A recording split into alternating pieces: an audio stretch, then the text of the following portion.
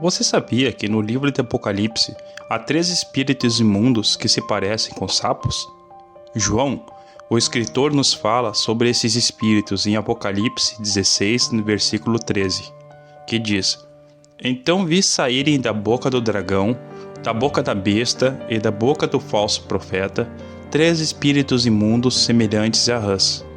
João viu estes espíritos saindo da boca do dragão, que era o diabo, da boca da besta e pela boca do falso profeta. Se procurarmos na Bíblia, encontraremos referências sobre o diabo em Efésios capítulo 2, versículo 2, onde diz que ele é o príncipe das potestades do ar e que ele opera em pessoas que vivem em desobediência a Deus. Isso significa que desde o começo de tempo, o diabo tem tentado influenciar as pessoas que não acreditam em Deus. Até mesmo aqueles que acreditam em Deus, o diabo tenta influenciá-los. Isso é algo essencial para todos os cristãos saberem e lembrarem que no mundo em que você vive, existem verdadeiros seres espirituais. E eles sendo reais, eles influenciam ativamente o mundo em que você vive. Em 2 Coríntios capítulo 4, verso 4 diz assim: O Deus desta era cegou o entendimento dos descrentes, para que não vejam a luz do Evangelho da glória de Cristo, que é a imagem de Deus. O apóstolo Paulo refere-se ao diabo como o Deus deste mundo. Esse título enfatiza a extensão da influência e controle do diabo sobre os aspectos pecaminosos do mundo. A Bíblia adverte os crentes a não se conformarem com os caminhos deste mundo, porque as crenças e práticas de valores promovidas pelo mundo muitas vezes contradizem os ensinamentos de Deus. Como cristãos, somos chamados a viver de acordo com os princípios e valores de Deus, em vez de sermos influenciados pelo secular e pelos padrões mundanos. O mundo pode endossar ideias que glorifiquem egocentrismo, materialismo, imoralidade e ganância. Mas isso é contrário à palavra de Deus. Em vez disso, a Bíblia nos encoraja a buscar humildade, compaixão, amor e retidão. Escolher não se conformar com os caminhos do mundo significa alinhar nossa vida com a vontade de Deus, buscando sua orientação e vivendo em obediência a seus mandamentos. Envolve fazer escolhas que honrem a Deus e promovam a bondade, mesmo quando podem ser impopulares ou desafiadoras aos olhos do mundo. Em 2 Tessalonicenses capítulo 2, verso 7 diz: A verdade é que o mistério da iniquidade já está em ação, restando apenas que seja afastado aquele que agora o detém. Esse é um versículo significativo e intrigante, que lança luz sobre as misteriosas obras do mal e a presença de uma força restritiva no mundo neste contexto. O versículo destaca o papel do limitador que atualmente está retendo ou impedindo a revelação completa do poder do mal.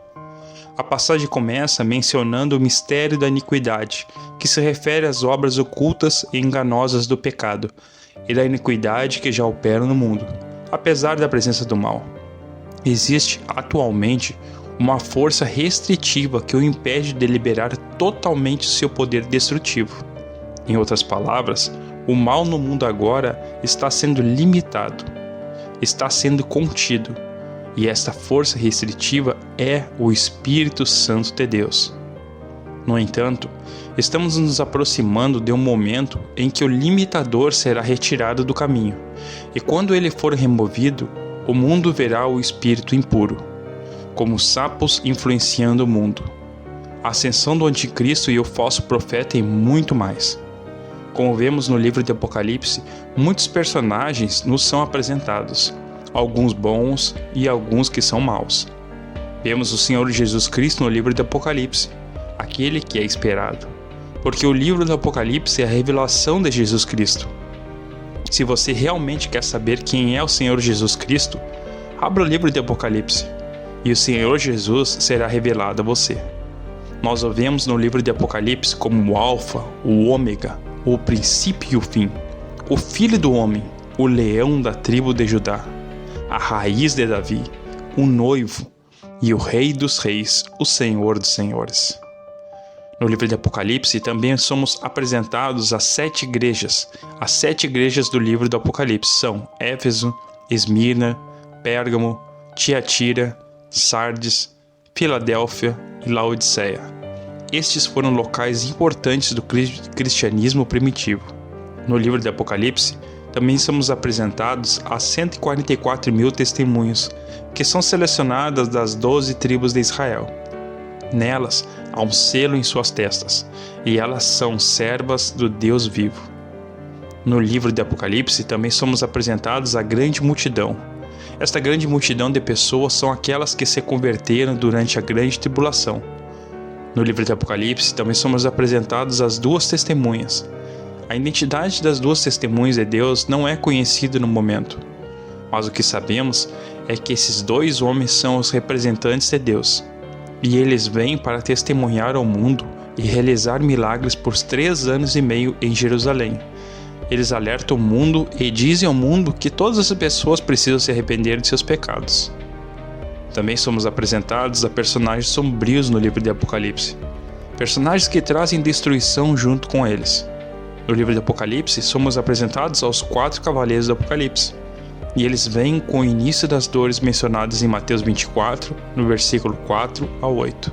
No livro de Apocalipse também somos apresentados a Abaddon, que é o anjo do poço sem fundo. Em hebraico, o nome Abaddon significa lugar de destruição.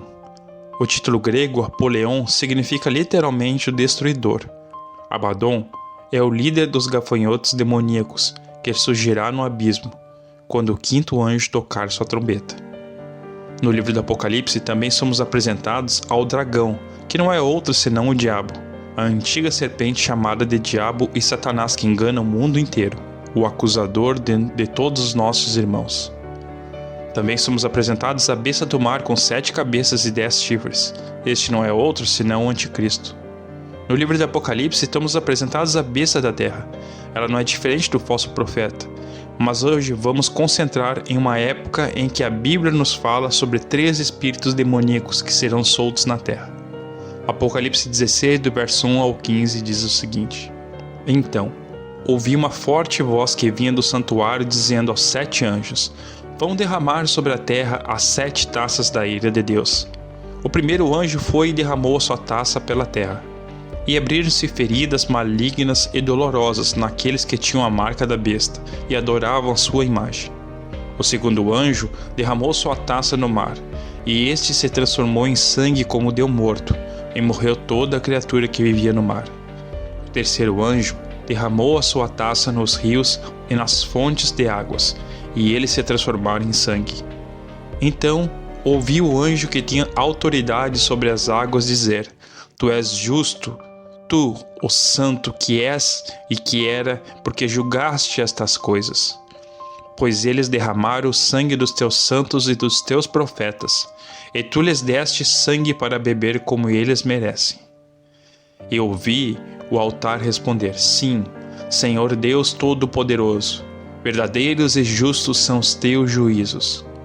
O quarto anjo derramou sua taça no sol, e foi dado poder ao sol para queimar os homens com fogo.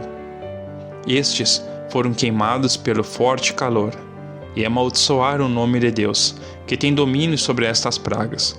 Contudo, se recusaram a se arrepender e a glorificá-lo. O quinto anjo derramou sua taça sobre o trono da besta, cujo reino ficou em trevas. De tanta agonia, os homens mordiam a própria língua, e blasfemavam contra Deus do céu, por causa das suas dores e das suas feridas. Contudo, recusaram-se a arrepender-se das obras que haviam praticado. O sexto anjo derramou sua taça sobre o grande rio Eufrates, e secaram-se as suas águas para que fosse preparado o caminho para os reis que vêm do Oriente. Então vi saírem da boca do dragão, da boca da besta e da boca do falso profeta 3 espíritos imundos, semelhantes a rãs. São espíritos de demônios que realizam sinais miraculosos. Eles vão aos reis de todo o mundo, a fim de reuni-los para a batalha do grande dia do Deus Todo-Poderoso. Eis que veio como ladrão. Feliz aquele que permanece vigilante e conserva consigo as suas vestes, para que não ande nu e não seja vista a sua vergonha. É importante observar que um dos principais métodos de engano do diabo são sinais e maravilhas. Preste atenção. Nós, como filhos de Deus, não devemos buscar somente sinais e maravilhas. A Bíblia claramente nos diz que o diabo e seus demônios podem realizá-los. Em certas passagens da Bíblia, eles são descritos como prodígios da mentira. No Apocalipse 16, versos 13 e 14, não é a única vez que o diabo usará sinais e prodígios como ferramenta de seu engano. Se olharmos para o registro da besta do mar, que é o anticristo, e da besta da terra, que é o falso profeta, veremos que eles também realizam sinais e prodígios para enganar as pessoas. Imagine esses sinais que são descritos em Apocalipse 13, 13 e 14, e eles faz grandes sinais e maravilhas. Ele faz descer fogo do céu sobre a terra à vista dos homens, e engana os que habitam na terra por meio daqueles milagres. Ele disse para aqueles que habitam na terra que eles deveriam fazer uma imagem da besta, que foi ferida por uma espada e viveu. A Bíblia não entra em detalhes sobre os milagres exatos que esses 3 demônios realizarão, mas o que sabemos é que seus milagres vão acontecer para enganar as pessoas. Eles vão enganar as pessoas, esses 3 demônios. Eles vão atravessar o mundo para cumprir o plano do diabo no livro do Apocalipse. Aos olhos naturais, as pessoas não vão ver o que está acontecendo. Com os olhos naturais, parecerá que os reis do Oriente estarão operando por conta própria.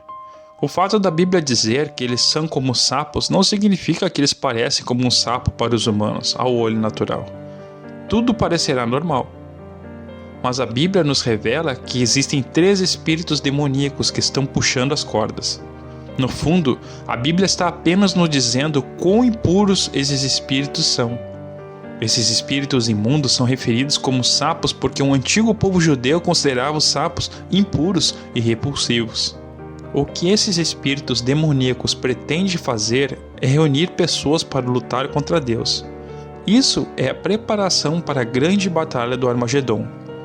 O tempo em que os filhos da perdição vão querer enfrentar os filhos de Deus e o próprio Deus. Eles foram reunidos pelas bestas e os falsos profetas, e esses 3 demônios. Quando todas essas coisas estão se desenrolando na terra, a igreja já será arrebatada e não terá que suportar as coisas faladas em Apocalipse 16.